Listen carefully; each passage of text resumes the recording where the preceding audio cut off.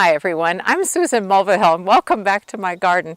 You know, it's been a week since I filmed my last video, and yes, we still have snow on the ground, but it is melting, so that's pretty exciting. I'd fully intended to talk a lot about working with your soil, but as you can see, I don't have a lot of soil to demonstrate with. But I do have a little bare patch here, and I wanted to explain something to you.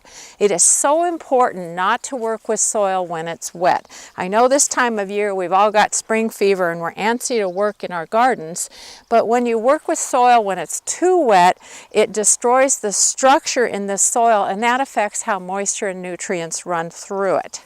So, here is a little handful of my soil. This is the easiest way to test your soil.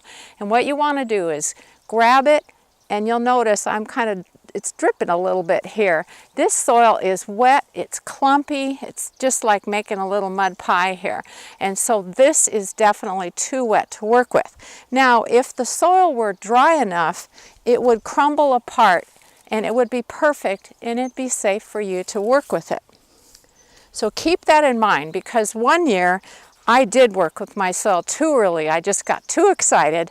I turned the soil over, and what happened is all season long I had this garden full of dirt clods, and that's not what you want to do. So I want to keep you from making the same mistake.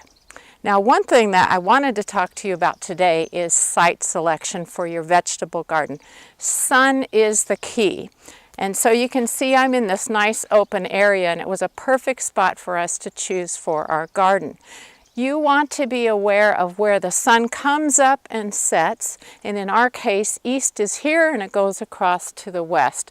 And so it is really a good thing to look at any type of shadows that buildings, trees, shrubs, hedges, and so on cast, because that will affect the amount of light your garden gets.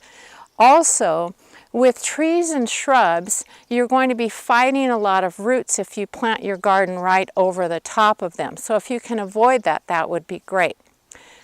Now, one other thing I wanted to talk about was some strategies that you can use for getting enough sunlight to your veggies. So let's go on over this way.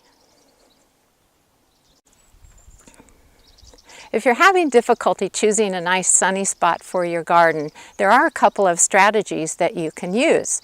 One would be to plant your garden on the south side of a structure like your house or your garage, and when the sun hits that south wall, the light from it will be reflected into the garden, and also some extra heat from the sun.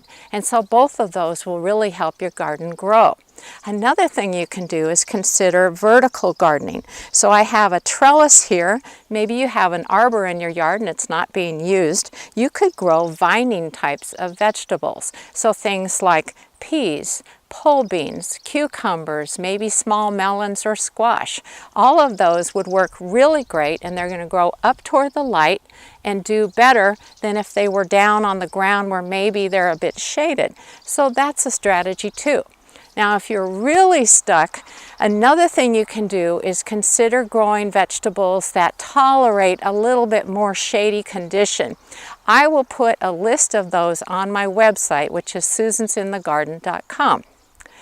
Okay, in a week, I'll see you again, and hopefully there will actually be a garden down here. See you then.